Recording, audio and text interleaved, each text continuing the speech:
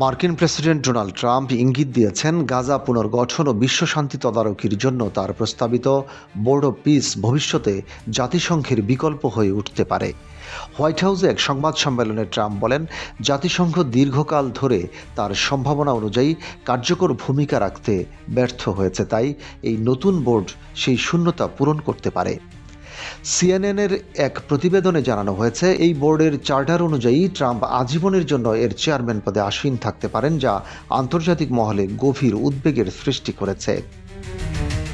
বিশেষ করে যেখানে ন্যাটোর সঙ্গে গ্রিনল্যান্ড নিয়ে এবং ইউরোপীয় মিত্রদের সঙ্গে শুল্ক নিয়ে ট্রাম্পের দ্বন্দ্ব চলছে, সেখানে জাতিসংঘের মতো ৮০ বছরের পুরনো সংস্থাকে চ্যালেঞ্জ জানানোর এই পদক্ষেপকে অনেকেই বিপজ্জনক হিসেবে দেখছেন। হোয়াইট হাউস গত শুক্রবার এই বোর্ডের একটি প্রতিষ্ঠাতা নির্বাহী বোর্ড গঠন করেছে, যার মধ্যে রয়েছেন ট্রাম্পের জামাতা জ্যারেড কুশনার, পররাষ্ট্রমন্ত্রী মার্কো রুবিও, বিশেষ দূত স্টিভ উইটকফ এবং ব্রিটেনের সাবেক প্রধানমন্ত্রী টনি ব্লেয়ার। খসড়া সনদ অনুযায়ী ট্রাম্প এই বোর্ডের আমৃত্যু বা অনির্দিষ্টকালের জন্য চেয়ারম্যান হিসেবে দায়িত্ব পালন করবেন।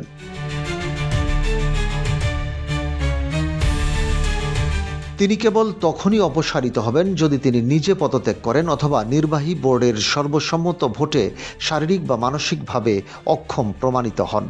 এমনকি ট্রাম্পের দ্বিতীয় মেয়াদের প্রেসিডেন্ট পদের সময়সীমা শেষ হয়ে গেলেও এই বোর্ডে তার ক্ষমতা অটুট থাকবে। যুক্তরাষ্ট্র সরকার জানিয়েছে যে ভবিষ্যতে অন্য কোনো মার্কিন প্রেসিডেন্ট ট্রাম্পের পাশাপাশি এই বোর্ডে নিজের প্রতিনিধি নিয়োগ দিতে পারবেন। এই বোর্ডে সদস্যপদ পাওয়ার শর্ত এবং আমন্ত্রিত দেশগুলোর তালিকা নিয়েও ব্যাপক বিতর্ক শুরু হয়েছে। রাশিয়া, চীন এবং বেলারুশের মতো দেশকে শান্তি বোর্ডে যোগ দেওয়ার আমন্ত্রণ জানানো হয়েছে, যা পশ্চিমা মিত্রদের মধ্যে তীব্র ক্ষোভের সৃষ্টি করেছে। ব্রিটিশ পররাষ্ট্রমন্ত্রী ইভেট কুপার সাফ জানিয়েছেন, যারা বর্তমানে যুদ্ধ চালাচ্ছে তাদের শান্তি শব্দযুক্ত কোনো সংস্থায় থাকা মানায় না। অন্যদিকে এই বোর্ডে একটি স্থায়ী আসন পেতে হলে দেশগুলোকে $1 বিলিয়ন অনুদান দিতে হবে।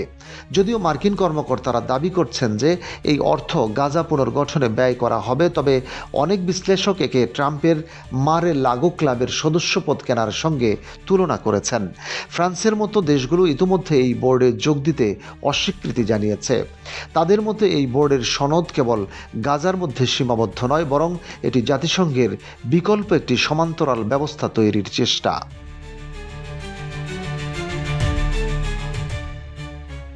আয়ারল্যান্ডের পররাষ্ট্রমন্ত্রী হেলেন ম্যাকেন্টি বলেছেন, জাতিসংঘের একটি অনন্য ম্যান্ডেট রয়েছে এবং একে দুর্বল করা ঠিক হবে না।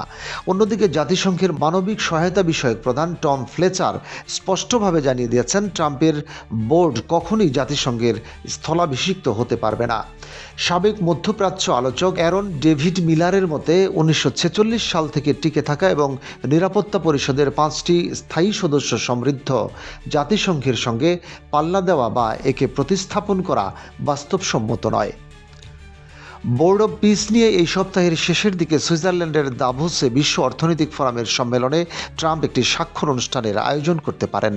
ইতিমধ্যে সংযুক্ত আরব আমিরাত এবং বাহরাইনের মতো দেশগুলো এতে যোগদানের বিষয়টি নিশ্চিত করেছে, তবে স্থায়ী সদস্য পদের জন্য $1 বিলিয়ন বিশাল অঙ্কটি অনেক দেশের জন্যই চিন্তার কারণ হয়ে দাঁড়িয়েছে।